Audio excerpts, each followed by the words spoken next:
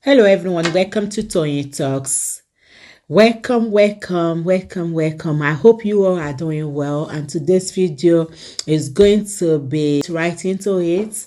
And thank you for all my subscribers, and if you are new here, thank you, and don't forget to hit on that subscribe button so that you will not miss out on our future videos. Thank you, and please no derogatory comments. Thank you. Till I'll see you in my next video. Stay safe, stay blessed. I love you. Bye.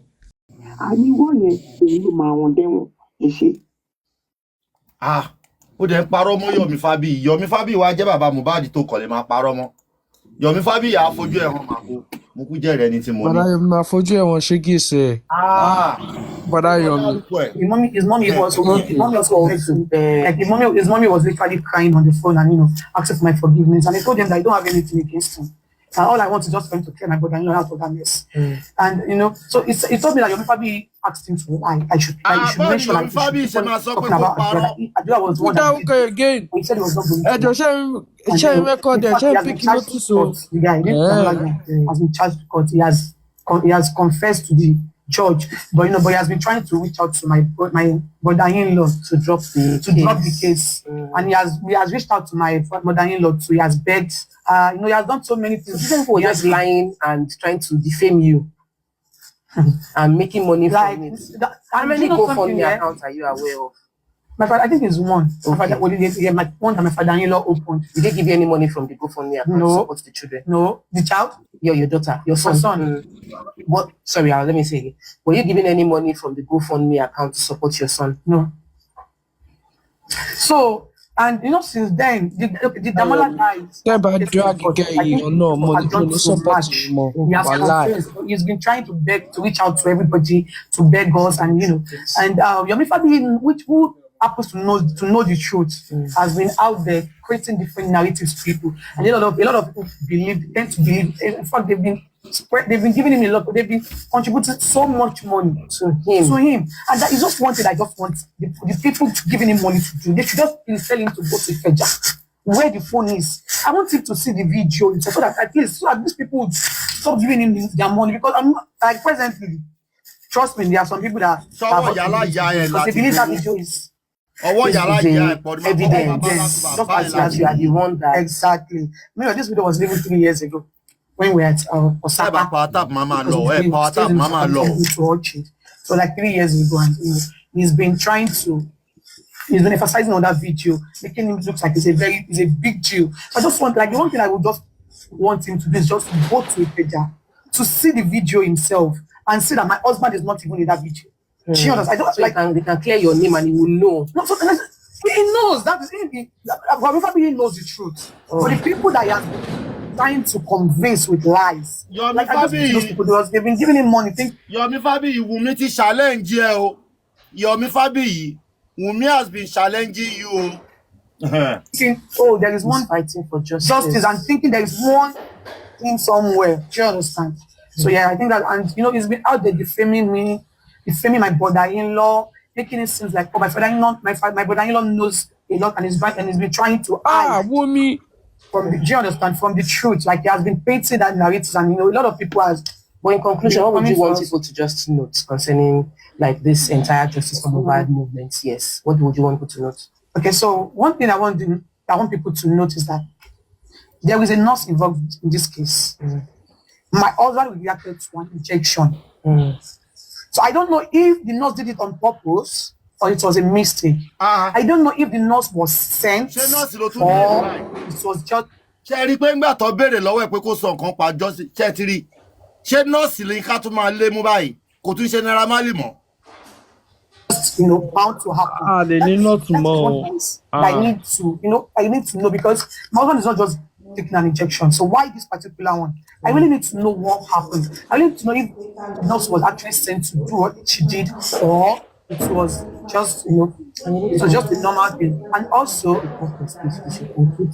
the inquest. Yeah, I feel like yes, also yes, and also the inquest. But the inquest now, my father-in-law is the one in the position to make it happen. Do you understand? She needs to talk to that other woman to get things done. Do you understand? So I feel like the inquest should reopen, and only person that can make it fast is Baba, which is my father-in-law. And also the DNA. Like I want to get the DNA done. You know, a lot of people do not even know that I've been ready for this DNA since 2023 in November. So kí ló A lot of stop people feel láti like, ṣe oh, I was the one DNA that for took my 12 father-in-law to court months? without getting to know that he was even the one that made it legal. Like he was the one that took it to court. no, I felt that he was the one that messaged my lawyer. Like I expected him to at least call me as his daughter-in-law to address it, but no, he never did. Instead, he had to buzz my lawyer for it. So a lot of people do not know many things. And a lot of people feel like, oh, maybe I have been running for it. Why is it now that I want to do it? And most of them do not even know that I have been ready since last, like 2023 November. Do you understand? So I think those are the three things. And also the people that bullied my husband. Do you understand? An injustice for one is an injustice for all. Yeah. There are a lot of people would have been a victim of this. So àwọn My tó husband bully ẹ̀ ká my husband whole. Like ṣé ti rọ́mọ òṣì àwọn tó bully ẹ̀ ló pa àbí bẹ́ẹ̀ kọ́ àwọn tó bully ẹ̀ bá yín délé wọ́n bá yín wọnúlé. I want like that's one those things that can give me closure. I don't know, at least my husband did not die in vain. The people that bullied him got justice. Yes, and also the nurse and the guy that fought with him at the show. Do you understand? So those are the things that can give me closure, and that would like that even when Liam grows up and wanted to know what happened to his father, like while telling him the story is complete. Exactly. All right. Yes. Honestly, thank you for sharing. You're welcome. Adúrú nǹkan tí Wunmi sọ ìwọ ló pọ̀ jù ń bẹ̀. Àrùn olórí burúkú ọmọ òfò ó ṣẹ̀rẹ̀kẹ́ bí ọmọ kọ̀ṣọ́kọ̀ ó ṣẹ̀rẹ̀kẹ́ bí ọmọ tó ní kọ̀ṣọ́kọ̀ ẹni tó ìbímọ ẹyọ kan ọmú ẹ̀ ti wọ́dé inú ẹ̀ onírànù ọmọ kékeré. Wọ́n mú bóyá dàbí ọmú London Bridge nǹkan wá lọ sókè nǹkan wá lọ sílẹ̀ ìwọ ọmú wo nìyẹn ọ̀nà máa ṣàánú wa pẹ̀lú ọmú táwọn mi ìfẹ́ sọ pé àwọn obìnrin but most àwọn míì owó ọmú tó máa ń gbé sáyà gan sef àwọn ọmú wo èwo nìyẹn. Àwọn alágbára kan bá kìgẹ́ yẹn up ló jẹ́ kó ní confidence àwọn kan wá ń dọ̀rọ̀ yẹn kan lágbára. Ó ga ọmọ orí ọmú bẹ̀yẹ rí nàwa o kí ló dé gan. Uncle Atisho ti tán ni. Ó ti tán. That is that about that. Okay, so ṣá lè sọ̀rọ̀ lórí ẹ̀ ń sìn. Why not? Quick one. No, ká bẹ̀rẹ̀ látòrí Prince ni. Òun náà ló ń sọ̀rọ̀ lọ ó ti sọ̀rọ̀. Ṣé ìwọ ọmú tóbi bá gbé ìwọ ọmú bẹ̀yẹ sáyà tó dẹ̀ bímọ ẹyọ kan báwo ni ọmọ ẹ̀ ṣe máa rí tó bá tún bímọ méjì nígbà tó ti gbé ìwọ ọmú bẹ̀yẹ sáyà tó bímọ ẹyọ kan ọmọ ẹyọ kan ló bí o láì sí pọ̀ bí méjì ọmọ ẹ̀ wá dàbí ọmọ bàlúmbà. Ìgbà tó ti ń ṣe oyún ti pẹ́ ni ó ti ń ṣe oyún láti ọmọ 12 years ló ti bẹ̀rẹ̀ sí ní ṣe oyún òun ló fà á mọ́ tó mú ìfìrí bẹ́ẹ̀ yẹn.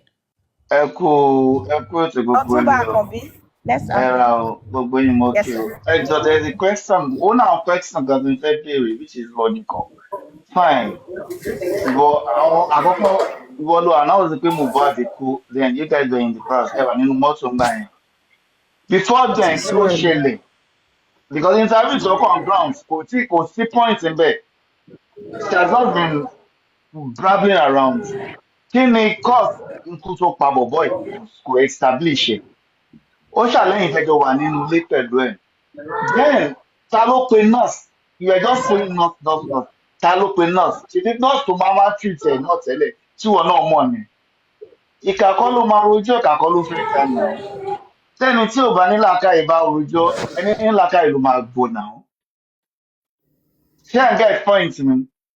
Clearly.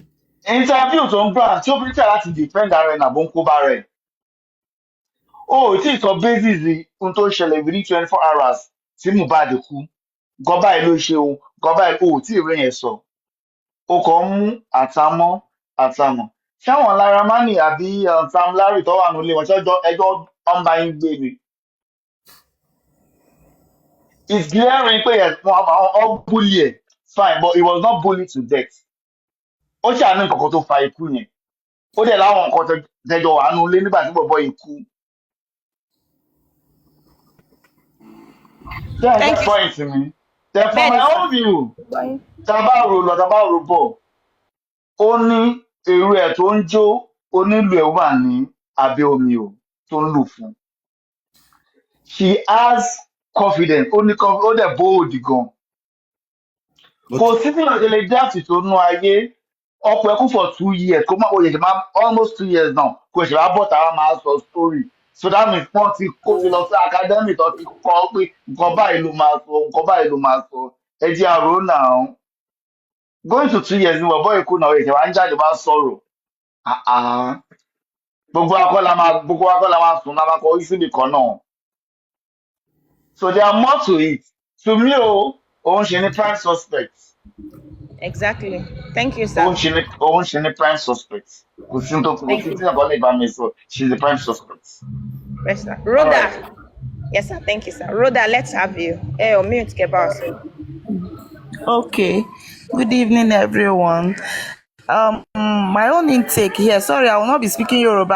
I hear everything, but I can't really express myself with Yoruba.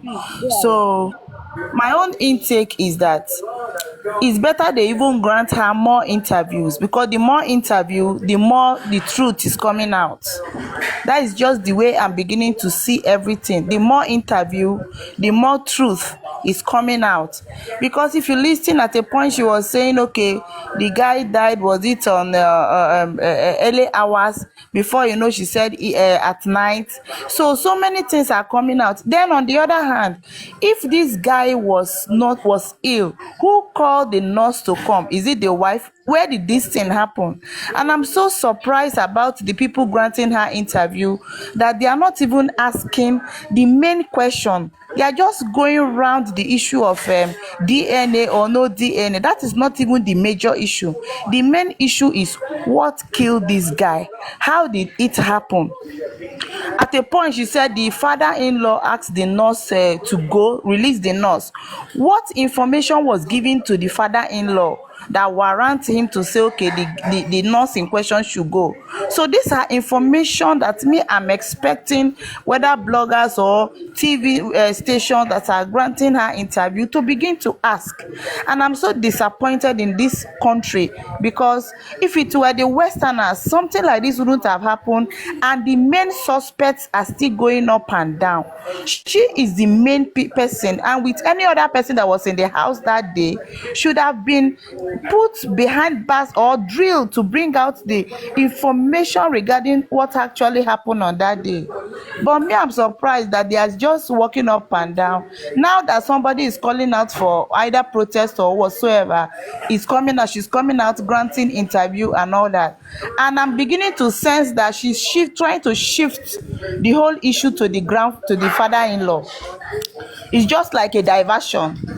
She's just trying to divert the whole thing now to the father-in-law. Before it was Naira Marley, it was Sam Raleigh. Now it's diverting to the father-in-law. So I think she should be trained very well to tell us what actually happened to Mohbad, and justice must happen.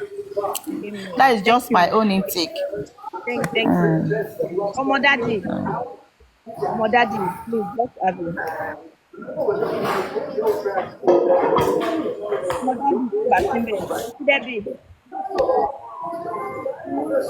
Bọ̀dá Láti ẹ káàsán, ẹ má bínú mọ́ wà ń bíṣẹ́ yẹn. Nǹkan tẹ́mi kọ́ fẹ́ sọ sí ọ̀ràn yẹn ni wípé ṣe mọ̀ pé first interview ẹ̀ nígbà tán kọ́kọ́ interview ẹ̀ nígbà yẹn ó sọ pé ìgbà tí nọ́ọ̀sì dé pé. Yes. Yeah. Everybody notice pé ìgbà tí godmother dé or the queen mother pàṣẹ lébẹ̀ ìwé interview yìí. Ẹ̀rí bó ṣe lọ gbàgbé àbójúdé lébẹ̀ ìwé interview yìí. Àtúndé ṣèkó.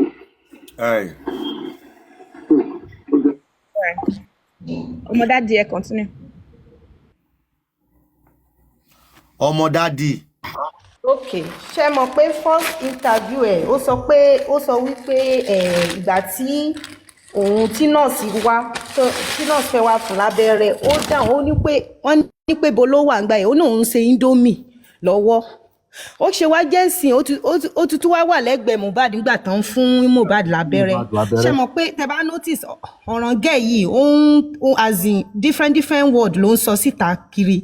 Number 2 ṣe rí kọ́là yẹn nǹkan tó sọ òótọ́ ọ̀rọ̀ ni ṣe rí èmi ò wish Ìyábọ̀ Òjó bad o godmother náà ń pera wọn àzìbọ́ ṣe sọ pé single mother wọ́n dẹ̀ ń stand pé gbogbo abiyamọ làwọn dúró fún ẹni tó bá need help àwọn dúró fún help, but tí woman yẹn bá ń dúró ní dúró pé kí justice kó má happen káwọn náà fi ṣírò ara wọn wò kán dẹ̀ fi wò pé ìdùnnú tiwọn táwọn náà dunnú lénìí ó lè di nǹkan míì mọ́ wọn lọ́wọ́ lọ́la o torí kò sẹ́ni tó máa wo nǹkan tó ń ṣẹlẹ̀ yìí tó máa sọ pé bó ṣe máa bàjẹ́ lòun wà fún ẹ̀yin náà ẹ wò 2 years lèèyàn ti wà ó ti ń lọ 2 years ní sísẹ́ yẹn ti wà nídìí ọ̀ràn yìí òótọ́ ọ̀rọ̀ ni Kọ́lá yẹn sọ ẹ̀rí pọ́n ti tún kọ́ gẹ̀yẹ́ bó ṣe máa tún sọ̀rọ̀ sí ó ti tún múrọ̀ mi ó ti tún gbé sílẹ̀ fún wa ṣó dáa bó ṣe ń lọ yìí ṣó yẹ kí Ìyábọ̀ Òjó máa wà nídìí ìbàjẹ́ ẹ̀dẹ̀ ń pera yín golf mother ẹ̀dẹ̀ ń pera yín pé ẹ̀yin dúró fún gbogbo abiyamọ tó bá nídìí justice lóòótọ́ ṣé justice ni Ìyábọ̀ Òjó ń ṣe yẹn ṣé nǹkan tó ń ṣe yẹn ṣó dáa àgbàlagbà for that matter tẹ̀dẹ̀ bímọ ẹ̀sìn ọmọ tí yín lọ lé ọkọ ṣé kí ọmọ tí wọ́n wá lọ pé ọkọ ẹ̀ mọ́núlé ṣé inú wọn máa dùn ni kò sí pírọ́blẹ̀mù gbogbo ẹni bá ti ń ṣe dáadáa kó máa ṣe àti pé bàbá náà ẹ jẹ́ kán jẹ́ kí bàbá jáde lọ́rọ̀ tó wà lẹ́yìn torí bàbá gan fúnra wọn ò ní action tó lójú tèmi Agídí Èkìtì yẹn kán kọ́kọ́ gbá Agídí Èkìtì kán gbé sílẹ̀ síbì kan náà kán ṣe normal ilé ìta ṣe lọ́rọ̀ yìí náà tó tọ́rọ ọmọ yẹn náà sọ ó ní bàbá wọn fẹ́ ṣe DNA test okay for good how many years nísìn bàbá ò tí ì rí DNA test ṣe láì ṣe pé wọn ò dáwó tó bá jówó ni kán jẹ́ ká mọ̀ náà kán ṣe DNA test náà kéèyàn move on náà kéèyàn tún mọ next thing to do. All right, ma. Ẹ ṣé ma. Thank you. Aunty Debbie, let's have you. Aunty Debbie Osinbi, all things Dayo. Ẹgbẹ́nu sí Mike. Ilé mọ́mí ti sọ gbogbo nínú CTC, correct me if I'm wrong, she stated that she was not there when the nurse was doing whatever. Now in this interview now, she was there, she was questioning and all that. That's number one. Number two, so lọ́rọ̀ kan ṣá, nurse ni ẹni tó yẹ ká lọ bá àbí? So why is she now working for? Why isn't Nigerian police after the nurse if it's the nurse negligence or mistake that caused it? Shut up, baby. What eat this to me, mommy? I cannot speak again. This is. But in all honesty, ṣé a nífẹ̀ẹ́ bó ṣe ń jáde sọ̀rọ̀ yìí tó ń sọ every time tó dẹ̀ ń bọ́ sí nǹkan ojú nǹkan tá a fẹ́ àbí àláìkẹ́. Kid Boss aláìkí bó ṣe ń jáde yẹn ṣé ibi tó bá ti ń jáde yẹn làwọn èèyàn ti máa mú point tó máa ń sọ ọ̀rọ̀ ẹnu ẹ̀ ìwà ẹ̀ action ẹ̀ continent ẹ̀ ibẹ̀ làwọn èèyàn ti máa rí kó máa jáde ò ṣe é mọ́ kó tó wá ṣe ó fẹ́ máa ṣe disclaimer nítorí exactly that video that 3 seconds video ó ti kó pìtìpìtì ayé bá. Bẹ́ẹ̀ni. Ṣé nǹkan tí mo sọ ti yé yín? Ẹ jọ̀ọ́ ní sùúrù bẹ́ẹ̀ ni ó ti yé mi. Kings Entertainment ẹ jẹ́ ká gbọ́ látẹnu yín dẹ̀ náà wá kan Aunty Mariam. Kings Entertainment tẹ́ ẹ bá sí ń bẹ̀ okay Aunty Mariam ẹ continue. Ṣé 3 seconds video yẹn òun ni pìtìpìtì ayé tó bá wọn? Ẹ dẹ̀ ti mọ̀ wípé ní ìsinyìí òun gbogbo wọn ni wọn sí in good term. Ó ti rí pé ní ìsìn àdúrà ó ti sọ̀rọ̀ síta. Àdúrà ló sọ o àdúrà kan ló sọ o Dàmọ́lá ló sọ o nǹkan tí wà ń bẹ̀ ó ti àtàṣe mọ́ orúkọ ẹ̀ pé òun àtọkọ ẹ̀ jọjà ó ti ọkọ ẹ̀ so gbogbo nǹkan tó ń tọ́ ẹ̀ láti wá máa ṣe ń sìn ní pé ó fẹ́ máa tọ́ ẹ̀ láti yọ ara ẹ̀ ó fẹ́ máa tọ́ ẹ̀ láti defend ara ẹ̀ before kó tó lọ gbẹ́nu sí mic lọ́dọ̀ àwọn ọlọ́pàá ẹ pé kí nìyẹn ní ìsàwọn èèyàn ti sọ pé 3 seconds video òun àtọkọ ẹ̀ jọjà ó dẹ̀ fẹ́ wá sí tó fẹ́ wá ṣe disclaimer ó fẹ́ wá defend ara ẹ̀ òun gbogbo nǹkan tó ń ṣe yẹn ibi tó bá dẹ̀ ti ń defend ara ẹ̀ yẹn ló ti máa mú ṣọ́ọ̀kì ló ti máa tì bọ́ rẹ̀ lẹ́sẹ̀ táwọn èèyàn ti máa mú pọ́ìntì jáde bọ̀kọ́ tó kàn wá ń dùn mí fáwọn tó ń ṣe interview fún yẹn ni pé gbogbo àwọn question tó yẹ kí wọ́n máa béèrè lọ́wọ́ ẹ̀ òun kọ́ ni wọ́n ń béèrè lọ́wọ́ ẹ̀ DNA is their family problem tó bá wùn kó mọ kó ṣe paternity ọmọ ẹ̀ ìyá ọjọ́ ọ̀la ni òun àtọmọ ẹ̀ ní tó bá dọjọ́ ọ̀la ọmọ yẹn á béèrè lọ́wọ́ ẹ̀ ọmọ yẹn á bí tó bá dàgbà tọmọ yẹn bá tó stage ọmọ yẹn á béèrè lọ́wọ́ ẹ̀ ìgbà yẹn á fi bàbá ẹ̀wọ̀n tó bá yẹ kí Mohbad náà ló bí fún lóòótọ́ that one is not our own problem but major question tó yẹ káwọn oní interview òṣì àwọn oní interview sọnù tó yẹ kó máa béèrè ni pé okay o ti fún wa ní oríṣiríṣi narrative bíi 4 sí 5 sí ipò òun ló pọkọ ẹ̀ one alẹ́jọ́ tọkọ ẹ̀ kú o ní you find the nigga go and collect your trophy ẹjọ́ ṣé nọ́ọ̀sì ló ń fún ní trophy ni ìyẹn number 1 secondly ó tún fún wa ní narrative pé ìgbà tó gbọ́kọ ẹ lábẹ́rẹ́ òun ní pé ìwọ ń ṣe indomie ó tún yá ń sìn ó tún ní wọ́kọ́ lòun ṣe indomie o tún ní àdúrà ló ń ṣe indomie so o tún jẹ́ ká tún shift attention wá sí pé bóyá poison lọmọ yẹn jẹ ṣé mọ̀ pé ó di ikú kejì one àwọn nígà kí wọ́n gba trophy wọn secondly bóyá poison ní ìwọ ò mọ̀ so ó ti fún wa ní different narrative kò tí ì sọ nǹkan tó mọ̀ nípa ikú ọkọ yẹn all this one that she's doing she's just trying to defend herself because ní gbogbo interview tó ti ń ṣe so far òun nìkan ló decent òun nìkan ló mọ̀ ṣe òun nìkan ló right so I just get to know that once you are nailing her once you are saying what she's doing that is wrong ọmọ máa wá fún yín àwọn òye tó ń tẹ̀lé àwọn pọkọjáyé bí ẹgbẹ́ because I don't want the truth to come out but no matter how hiding tí wọ́n hide no matter how long tí wọ́n hide kò ṣe dárúkọ pé òkè ó ní wọn àwọn tó fẹ́ fún trophy àwọn kan lọ́wọ́ pa àwọn kan ni wọ́n pa kò ṣe dárúkọ àwọn yẹn kò yẹ sọ pé ẹni báyìí ló pọkọ mi kíní kan ló pọkọ mi kò ṣe sọ tó bá mọ̀ pé ó ṣú ọ̀fọ̀ òun táwọn èèyàn bọ̀ ó ti mọ̀ pé prime boy ò lówó kò dẹ̀ lẹ́nu kò mọ̀yàn ló ṣe wò pé prime boy náà lòun lè máa nail prime boy lòun lè máa nail àbí ṣé o ti gbàgbé pé lálẹ́ ẹjọ́ yẹn ìgbà tí wọ́n ní òun àti prime boy àti Wunmi jà ìgbà tí wọ́n délé wọ́n ní before they go to the show there was a fight between her and the husband. After the show too there was a fight. Did she tell anybody again that there was a fight? Show sọ nínú interview yẹn pé there was a fight. Thank you. But gbogbo nǹkan tó sọ kí lẹ sọ all things like that yo. You are absolutely right. There was a fight before. Yes, she didn't tell anybody that there was a fight. There was a fight after. When every time this lady is talking, I want you guys to watch that video again. When it comes to anything that has to do with her to explain any interaction between her and her husband, this is how she says it. When me and him, before we know it, the husband, she always skips.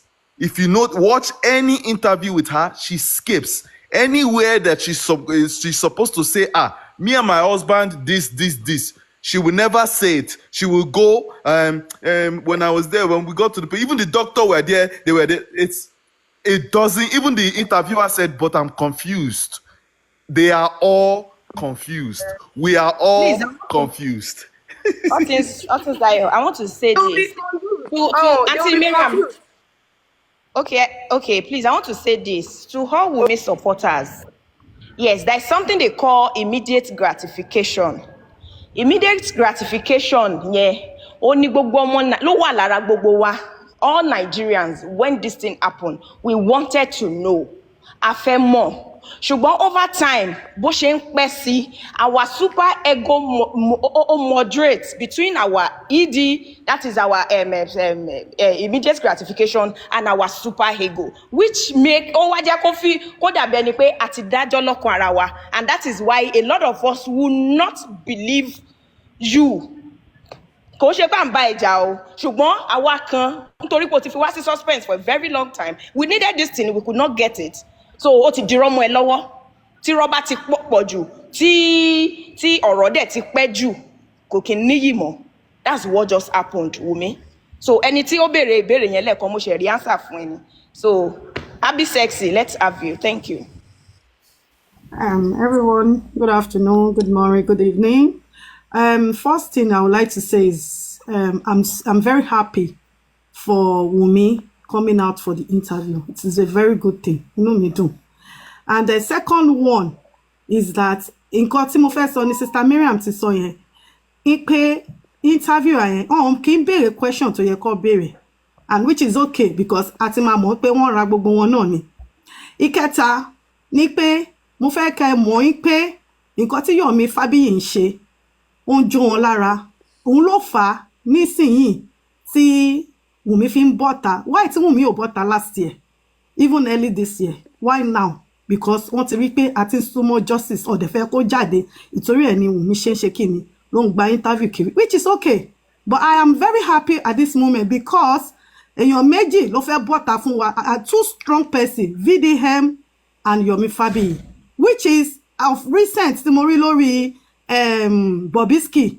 Òun náà kẹ́lẹ̀ mọ̀ pé wọ́n sanwó kiri. Bobrisky said ó ti kọ sórí kíní ẹ̀ page ẹ̀ ipe ká fi Wunmi sílẹ̀ blah blah blah blah, which I'm very happy if VDM see this ó máa take action because àwọn èèyàn méjì tí VDM ò tiẹ̀ fẹ́ máa gbóhùn wọn is Iyabo Ojo and Bobrisky, which is a very lovely game. I am very sure this this year lágbára Ọlọ́run gbogbo wa a máa sinmi a máa gba justice yìí lágbára Ọlọ́run. It has come true and it will come true lágbára Ọlọ́run. Tí mo mọ̀ nínú spirit mi that ipe this year is not going to be next year with these two people, Mr. Yomi Fabiyi, gbogbo wa wà lẹ́yìn yín, ẹ continue a máa gba justice yìí. VDM, Amen. I love the way you said if this girl come out again. This is another second video interview to get to Tisha. Please, I'm using this opportunity to call on you. Please wake up and help us with this justice for Mohbad, which I know you're going to do it for us. We have to take this justice for Mohbad this year. Enough is enough. Enough. Thank you. Touch emotional. We need to get this justice this year, and we must get it. Justice for Mohbad. Thank you, everyone. Thank you, mommy. God bless you, ma. JK International, thank you, ma. Pretty Nive, let's have you. Mute. Pretty Nive. Pretty, ẹ sọ̀rọ̀. Come on, round up. Pretty. Àti fẹ́ máa lọ. Ẹ kúrọ̀lẹ́ everybody. Ṣé nǹkan tèmi observe kan ni èmi kọ́ observe pé wọ́n try láti divert attention wa sí DNA yẹn ni. Torí pé tó bá eventually ṣe test ẹjọ́ ẹ bá pa tap. tí ọmọ ìkan bá nobody jẹ́ ọmọ power tap. Mohbad ṣé a máa drop justice for Ǹjẹ́ Mohbad kó ni? yíyan lórí Ṣé mọ́jà ní rẹ̀? DNA èmi sì ní pé DNA yẹn kò ń ṣe problem wa for now. Nǹkan tó really ṣẹlẹ̀ sí ọmọ yẹn gangan nínú ilé òun ni kí wọ́n sọ. So paternity ọmọ yẹn òun àti family problem ẹ̀ ni. Kò sí nǹkan tó kàn wá pẹ̀lú yẹn. But nǹkan táwa fẹ́ ọkàn ni pé what happened to that guy ní particular night yẹn, then àwọn 15 tí wọ́n jọ wà nínú ilé why tí wọ́n ṣe interrogate wọn, and the nurse in particular why tí a ṣe rí ojú nurse yẹn kí nurse yẹn wá fi ẹnu ara ẹ̀ sọ̀rọ̀ kó debunk àwọn nǹkan tó sọ against ẹ̀ why tí wọ́n ṣe sọ yẹn. Ìyẹn gangan àwọn nǹkan tó yẹ kó máa bèèrè lọ́wọ́ ẹ̀ nìyẹn. Why tí wọ́n ṣe embalm Mohbad ní ẹ̀yìn daddy ẹ̀. Those are the questions they are supposed to ask her tí wọ́n dẹ̀ béèrè. Why tó ṣe máa ní ọkọ ẹ̀ kú ṣọ́ọ̀kì wà lára ẹ̀ ó keep mood fún 17 good months. Ṣé kò ṣe wickedness nìyẹn 17 good months ó fi keep mood. But ó lọ sí party ó lọ birthday ó ń ṣeré kiri ó wá ní ṣọ́ọ̀kì wà lára ẹ̀. Wọ́n ò béèrè àwọn right question gangan lọ́wọ́ ẹ̀. Kò sí nǹkan tó kọ́ wa pẹ̀lú DNA àfẹ́ mọ̀. But nǹkan tó pa ọmọ yẹn gangan òun làwa wà after àti nǹkan tó ṣẹlẹ̀ sínú ilé. Because ìgbà tó ṣe interview pẹ̀lú Trude ó sọ wípé àdúrà ló ń ṣe oúnjẹ fún ọmọ yẹn kéèsì ọ̀tọ̀ bá ní pé poison ló pa. Ẹ máa gbọ́rọ̀ wèrè tó ń sọ. And ìgbà tí kéèsì ṣẹ̀ṣẹ̀ ṣẹlẹ̀ ó sọ pé òun ṣe fried rice nínú kitchen nọ́ọ̀sì yẹn attend sí ọkọ ẹ̀ nínú ilé táwọn èèyàn kan sọ pé wáyé tó ṣe máa dáná tí kò ń ṣe ọkọ ẹ̀. And now you are trying to shift the blame on àdúrà wípé ọmọ yẹn ló ń ṣe indomie. Ṣé fún làwa tí à ń tẹ̀lé kéèsì yẹn ni? Nǹkan tèmi ní láti sọ nìyẹn o. All right, thank you. Mommy, bọ́dá láti àǹtí ẹ má bínú ṣe rí Kàrímọ́ ni nurse. Kàrímọ́ ló send oògùn lọ fún Wùmí pé kó fún ọkọ ẹ̀ lábẹ́rẹ́. Kàrímọ́ gangan ni nurse. Kàrímọ́ ni nurse. Kàrímọ́ ló lè apààyàn ni Kàrímọ́ òun ni nurse tó send abẹ́rẹ́ lọ sí Nàìjíríà pé kán fún Wùmí kí Wùmí fún ọkọ ẹ̀. There's one particular one báyìí tó jáde tó ní pé òun lè ṣe olórí burúkú ó wá ń sọ̀rọ̀ lórí interview ó ní pàwọn kan fọkàn pa owó. ẹ má bínú mo ní question fẹ́yìn tẹ́ wà ní Nàìjíríà. àwọn wo ló ń fọkọ wèrè pa owó ṣé òun fọkọ ẹ̀ pa owó àwọn tó interview ẹ̀ àwọn tó wá interview ẹ̀ lẹ́nu ṣé wọ́n pa owó ni ṣé wọ́n pa owó ni. Hold on, ma. Mr. Dayo yìí Mr. Dayo tó sọ̀rọ̀ yóò dàbí pé he is a detective and all that. Mo wá fẹ́ béèrè pé ẹ jọ ṣé a lè involve international bodies kan ràn wá lọ́wọ́ nínú ọ̀rọ̀ tó wà nílẹ̀ yìí ni because ó dàbí ẹni pé àwọn Nigerian police wọ́n ti compromise nínú ọ̀rọ̀ tó wà nílẹ̀ ṣé kò sí bá ṣe lè involve international bodies pé kán tiẹ̀ gbà wá kán ràn wá lọ́wọ́ kán help wa nínú ọ̀rọ̀ tó wà nílẹ̀ yìí bóyá tá a bá tún gbé kọjá wọn.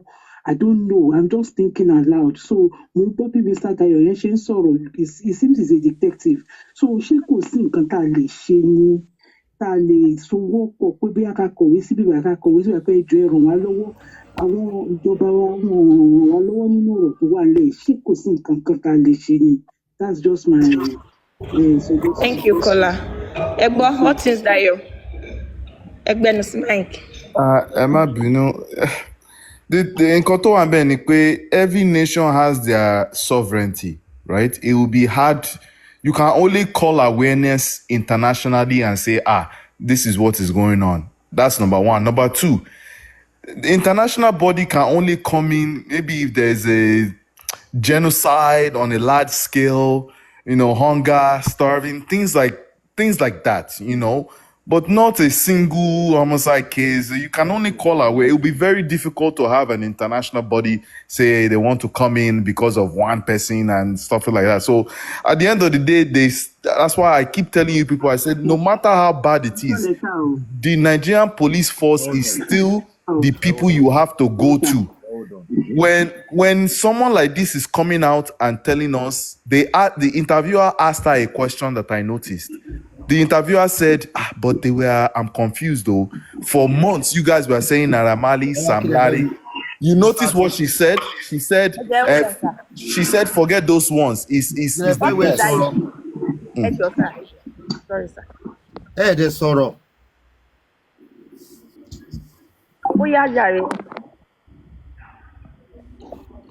Kerima, tẹ́ bá notice gan látìgbà tí kéèsì yẹn ti bẹ̀rẹ̀.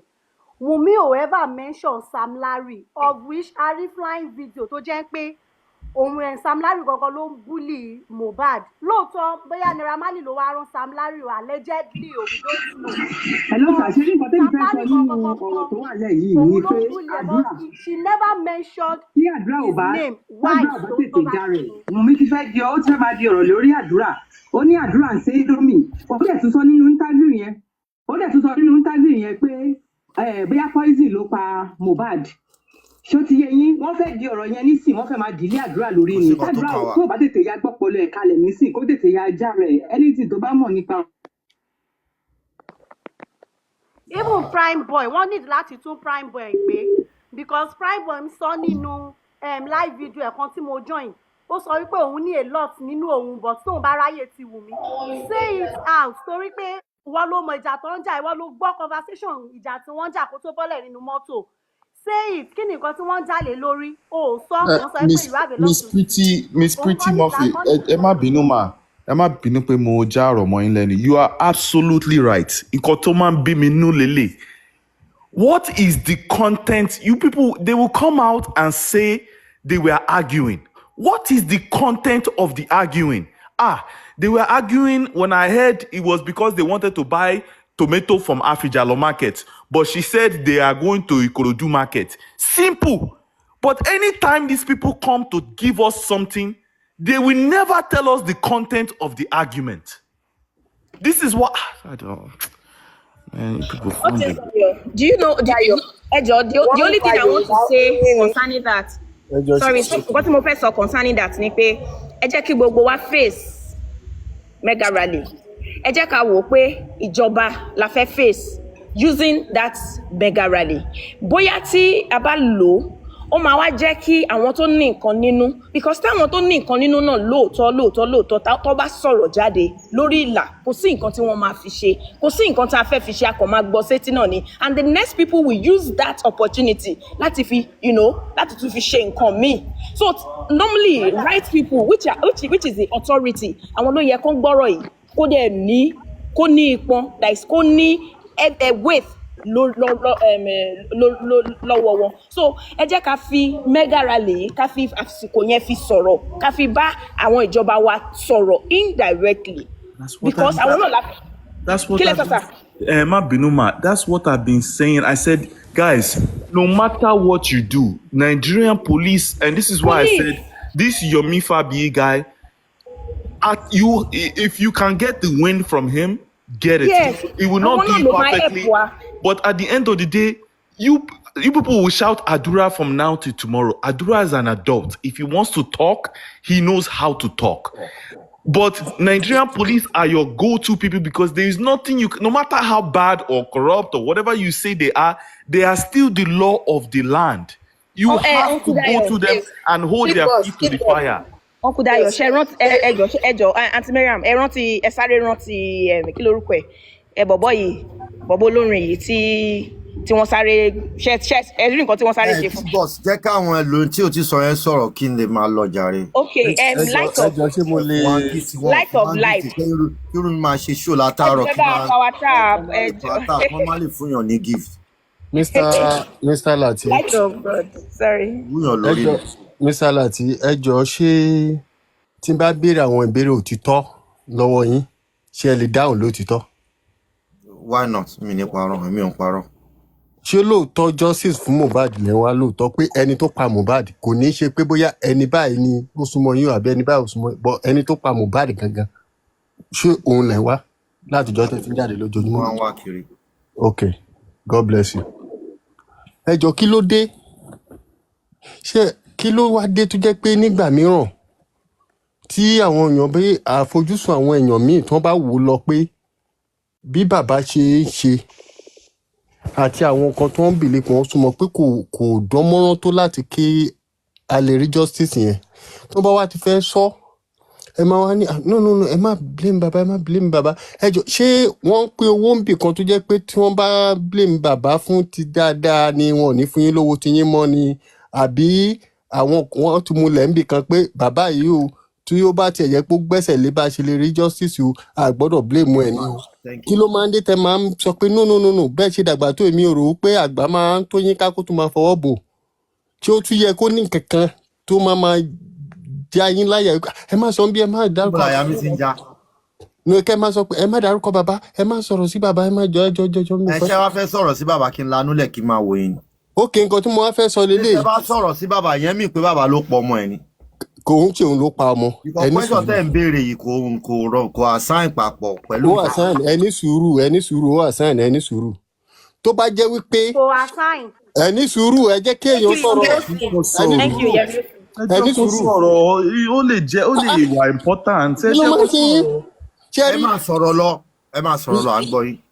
ìgbẹ́ tẹ́ fi sílẹ̀ nígbà tẹ́ ń lọ oko tó wà lọ́nà lé yín tẹ́ ẹ̀ kó tẹ́ da ewé bò tẹ́ bá ń padà wálé nírọ̀lẹ́ ó máa rùn palé náà ni ó dìgbà tẹ́ bá kó ìgbẹ́ yẹn kúrò lọ́nà bẹ́ẹ̀ bá kó òórùn ò ní jẹ́ kẹ́ gbádùn nulẹ̀ ṣẹ́rí tí èèyàn tó bá ń wá justice lọ tó bá rí pé ó yẹ kí bàbá gbé ẹsẹ̀ ọ̀tún tí bàbá ò gbé ẹsẹ̀ ọ̀tún yẹn tó bá sọ̀rọ̀ sí bàbá pé bàbá òun láti gbé ẹsẹ̀ ọ̀tún yẹn mí pé ó yẹ ti bàbá yẹn o kí àwọn kan máa sọ pé ó sọ̀rọ̀ sí bàbá tó bá yẹ pé ó yẹ kó sọ̀rọ̀ sí bàbá kí bàbá gbé ẹsẹ̀ yẹn kúrò lọ́nà ibi tó fẹ́ gbà kúráyè gbàbẹ̀ débi justice ẹ bá ẹni yẹn fẹ́ ẹni pọ̀ kó lè gbé kúrò. ẹ ní láti sọ̀rọ̀ fún yàn kẹ́ tó correct ọ kẹ́ tó ní kó ṣe nǹkan torí gbà tẹ́ bá disrespect ẹ kẹ́ tó ní kó ṣe. kì í ṣe disrespect àmúyẹ àwọn bọ́ èèyàn míì ṣe máa fẹ́ dákọ̀ wípé àwọn tó ń sọ̀rọ̀ àwọn bàbá. nǹkan tẹ́ ẹ̀ sọ ni pé àwọn ẹlòmíì lè bú bàbá pé tó láti jí àwọn. kì í ṣe bíbú láti pé tó correct bíbú yàtọ̀ sí sọ̀rọ̀. bíbú yàtọ̀ sí pé kó sọ̀rọ̀ nípa ènìyàn ẹni tí àjọba ìfẹ́ sọ̀rọ̀ tó lọ sọ́dọ̀ bàbá yẹn ẹ máa ní pé irọ́. Dádì ẹ dúró kẹ́ tó wọlé dádì pé àwọn kan kò ka justice sí pé kó máa jáde lójoojúmọ́ fún ọdún pàrọ̀lú rẹ̀. Dádì ẹ dúró dádì ẹ dúró kẹ́ tó wọlé mọ́mì ẹ dúró dádì ẹ bá ti máa já wọn bọ́lẹ̀ dádì kẹ́ tó wọlé a ti sọ pé ó yẹ káwọn lọ́ọ̀yà bàbá ó yẹ kó gbé àwọn ìgbésẹ̀ kan 1 on 2. Mr. Lati is right. You don't have to abuse or overly criticize someone to give an opinion and say, they are supposed to do. Mo ti sọ tẹ́lẹ̀ mo ní ó yẹ kó petition ọlọ́pàá pé, okay, where is the warrant for this? Where is the this? Where is the this? Hold them accountable. I don't have to come here and say, Baba is clinical, Baba is sluggish. I don't have to abuse him. I can just say maybe he's not getting the right. ṣé nígbà táwọn èèyàn ń ṣe lọ ẹ máa ní pé ẹ ń báyàn wá justice ẹ ní pé ẹ bèèyàn láti wá justice tó bàbá yẹn bá jẹ́ pé bàbá yẹn ní ability láti dá wá justice yẹn fún ara wọn bàbá yẹn máa wá ẹ máa sọ pé ẹ ń bá bàbá wá justice. hello. ṣé ilẹ̀ tún wá mi wá bí. mi wáyé wá ibo mo wáyé lọ. mo bá yín ṣeré ni. kì í ṣe mi mo bọ́ nígbà tí mo kàn fẹ́ sọ ni pé ọlọ́run á jẹ́ kí ojú wa là sí nǹkan tá a rí ọlọ́run á jẹ́ káwọn nǹkan tá a rí ọlọ́run á jẹ́ kí ojú wa là sí nípa justice. God bless everybody and God bless the man tó jẹ́ sọ̀rọ̀ táyẹn ó dàbọ̀. All right, thank you. ẹ máa sọ pé tó bá yẹ kí bàbá yẹn lè dá wá justice yẹn fún ara wọn bàbá yẹn máa wá without anybody but ẹ wá máa castigate bàbá there are some things that baba cannot do that is why tó fi jẹ́ pé irú bọ̀dá Yomi yẹn a lot of things bọ̀dá Yomi can do tó jẹ́ pé positively a máa rí iṣẹ́ tí wọ́n ṣe but bàbá ò ní lè ṣe iṣẹ́ ẹ̀sọ́ kí bàbá tún máa lọ drag àdúrà ni kò possible now ó máa ní limitation nǹkan tí bàbá lè ṣe but everybody will just be coming out ẹ̀kọ́ tí ẹ̀ mú ayé kẹfẹ́ ayé sínú shoe bàbá yẹn even this 50% tí bàbá yẹn ṣe most of us a lè ṣe because a máa wà sentimental pé àìrọ̀ o ọmọ kan ṣe tọmọ yẹn bí náà nìyẹn o àti bá ní pé kó máa kọ́ lọ ṣe DNA ọmọ yẹn what of if eventually ọmọ yẹn ò kí ń ṣọmọ àwọn ṣé káwọn wá lose ni so nísìnyí ṣé bàbá yẹn wá tún wá ń ṣe bóyá bíi 60% nítorí pé bàbá yìí ń wá justice fún ọmọ ẹ̀ most of àwọn ará ilé ẹ̀ wọ́n ti dọ̀tá ẹ̀ so ẹ tún wá expect pé kó máa drag àdúrà kó máa kó lè ṣe that is why if the public is the public that is looking for justice then public should have a public lawyer which bọ̀dá Yomi dẹ̀ ti wà ní forefront so anything containing anything as certain like anything that will come to that will be baba's own tẹ́ pé bàbá máa castigate bàbá bàbá ṣe gbá bàbá ṣe kíní kan let bàbá do his own bó ṣe lè ṣe then kí bọ̀dá Yomi náà máa ṣe títí wọn bọ́ọ̀ pé nǹkan máa wá ẹ máa castigate bàbá yẹn ẹ máa ní pé kinní kan ẹ fẹ́ mú bàbá yẹn ẹ fẹ́ sọ sáàrin ìyàwó ọmọ náà dé my father in law my father in law my father in law òun ló right jù father in law kò ṣe èèyàn òfin wípé kọ́ mú bàbá yẹn wípé kí wọ́n lọ tì mọ́lé pé bàbá ló pa Mohbad di o. ẹ ṣe o everybody. because owó àtà bàbá is just about property. tó bá wa ṣe ṣó lónìí ó dá bó ṣe yẹra tó bá wa ṣe ṣó. onílé ńkọ́. ẹ kúrò lẹ́wọ̀. ẹ kúrò lẹ́wọ̀ okay ẹ kúrò lẹ́wọ̀ dára tí mo kẹ́ everybody yà yọ nǹkan tí mo kàn fẹ́ rí sọ ni pé kí ni interview tí gẹ̀ẹ́ ṣe yẹn àrèjì ni kò yẹ yín so wọ́n fẹ́ divide attention on everybody ni because nǹkan tó ti sọ previously tẹ́lẹ̀ ẹ̀kọ́ tó ti yàtọ̀ sí nǹkan tó tún sọ ń sìn so nǹkan tí mo kàn fẹ́ wọ́n arrange yẹn kóun bá ní mind kóun kọ́ kọ letter interview letter pókè kán fóun ní request láti ibi channels television like this man will say nothing kóun lọ bẹ́ẹ̀ ọmọ yẹn á béèrè question náà máa yàn tẹ̀ nígbò pé àwọn ẹ̀kan torí ẹni tó interview ẹ̀ yìí settlement wà ń bẹ̀ wọ́n ti sọ fún nǹkan báyìí ni kò béèrè nǹkan báyìí ni kò béèrè because a lot of question wà tó jẹ́ kó béèrè lọ́wọ́ ẹ̀ tí ò béèrè so tèmi kọ́ rí sí ẹ̀ wọ́n arrange interview yẹn fún ni so kò yẹn pé kìnnì kóun bá ní mind kóun kọ́ lọ pókè òun wílélì òun fẹ́ lọ fún channels pé kọ́ invite òun kóun sọ̀rọ̀ wọ́n á béèrè àwọn question yẹn pé kò lè ṣe so gbogbo àìsàn ṣe ìṣe arrangement ni wọ́n kàn fẹ́ divide àwọn attention wọn yàn ni so nǹkan tí mo lè sọ nìyẹn. ẹ ṣé sir thank you uncle Lateef hello kò sí àlejò lórí. excuse me ṣé àwọn tó sọ pé kó report ṣé wọn ò rí nísìnyí ni tó ń give interview ṣé wọn ò rí. àbí o ẹ̀dẹ̀ rí sọ. ìmọ̀ràn tí mo lè gba àwọn tí ó ń lé òyìn ni pé since the police are not doing their jobs tí wọn ò ṣe bó ṣe yẹ kí wọ́n ṣe oníkálukú bọ́ta kó máa sọ nǹkan tó mọ̀ káwọn èèyàn máa bá wọn screenshot ẹ̀ because they are just making this issue they are just dragging it too long tẹ́lifọ̀ yẹn ń ṣe yìí ó lè tó bí i 1 year plus kí Mohbad tó bí justice so the best thing is before this wife nail all of them oníkálukú wọn bẹ̀rẹ̀ sí sọ nǹkan tó mọ̀ kí fine boy jáde ó defend ara ẹ̀ oníkálukú wọn bẹ̀rẹ̀ sí defend ara wọn. all right ẹ ṣé gan. exactly uncle Lateef thank you. mo fẹ́ sọ̀rọ̀ yìí kẹ́ tó lọ ẹ má bínú. I want you people to understand something. It's easy to say some artist, prime boy, it's easy to say that. Remember, these people still have to go to court. And the prosecutor has to prove beyond a shadow of a doubt. Again, I repeat, beyond a shadow of a doubt that these people buy Mohbad. Let's start from, let me just use Prime Boy as an example. How can you prove beyond the shadow of a doubt that the person that was not even there when they announced that he buy is the person that buy him? How can you prove that? That's why when Oyinbo charge you, they charge you with multiple charges based on what they can prove. Let me show you, for example. That's why you will see, maybe if you go on YouTube, see a high-profile case. Hold on. Power tap, enjoy power tap and follow the host, please. Power tap and follow the host. Thank you. Please. That's why when you see people in a high-profile case, they will beat homicide case, but they will not beat assault. They can beat homicide and assault, but they will not beat another smaller charge. Why do you think that is? Because it's simple. You have to prove beyond the shadow of a doubt that Prime Boy was in the house. He had a fight with Mohbad because that's where Mohbad buy. They've proven to us that he buying in the house. How can you prove that when the person is not even in the house? So at most or at best, what you can prove if they want to go with their narrative is that Prime Boy assaulted Mohbad. Abi? It still doesn't prove the pie. That's number one. Let's go with the Amladi and Panladi and Pramali. They were not present in the house. They have their own right in court. Their lawyers are not stupid. You have to do the same thing. You have to prove beyond the shadow of a doubt that these people have a hand in the buying.